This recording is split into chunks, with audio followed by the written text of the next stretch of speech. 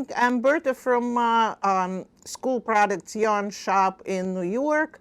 And today I'm going to be showing the provisional cast on. The way I do it, a lot of my students and customers asked me to show that, and I will explain why you need provisional cast on.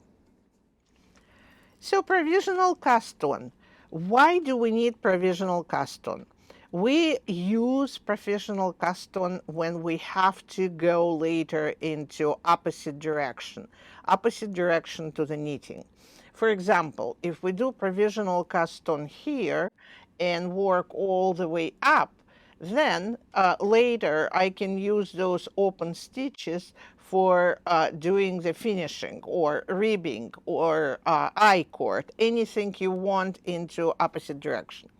My favorite way of provisional cast on is using the cotton yarn and pretty big crochet hook. The crochet hook and cotton yarn, I usually use much bigger than I will use the needles later, just to have them open and easy to enter. You are going to see later why. So we will make a chain out of as many chain stitches as we need to cast on later. Let's say it says in your pattern cast on 100 stitches, so it means that you will do 100 chains. So I'm not going to do 100, I will do few. So after you chain as many as you need, you cut the yarn and you finish it, secure it with a knot here.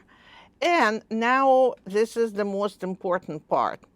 The chain consists of two sides. One looks like a braid and the other one looks like bumps. Those bumps are exactly what we need to use. Watch this, it's very, very important.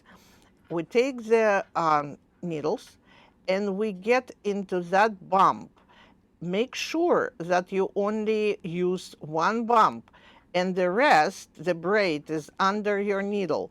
If you involve the braid itself, you will not be able to get rid of that chain later. So, very important, using all the bumps. So we go through the bump and we cast on this stitch. We go through the bump and cast on this stitch. Only bumps. So you go through them and you cast on the stitches. Keep going. Now, just to check if you are doing a good job, you always can see that on the bottom you have uninterrupted braids. That's good. If you don't have them and something is going on the way, it means that one of your stitches got out of the braid, not out of the bump. So we keep going for as many as you need.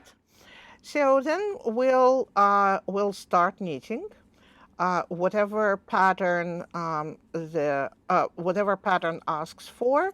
I'm just doing simple stockinette for to speed the process.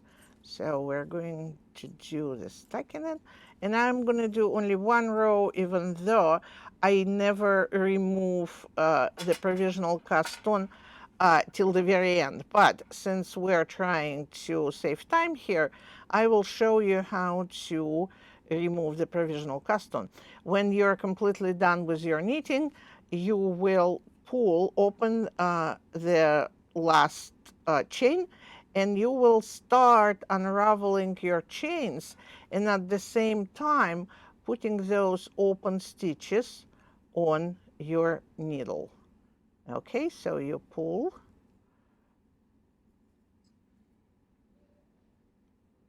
and it goes on the needle. It pulls and it goes on the needle. So that is quite simple to do. You just have to get to the right side. So pull it and it's on the needle. Pull and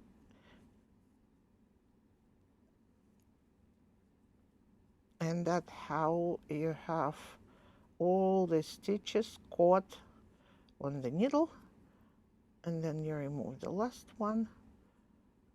You can put your needle in, remove the last one. It's a little stubborn here.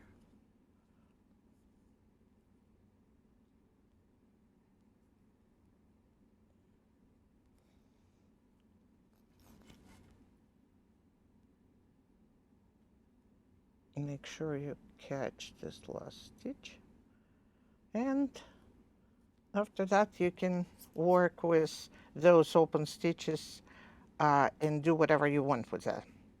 That's it.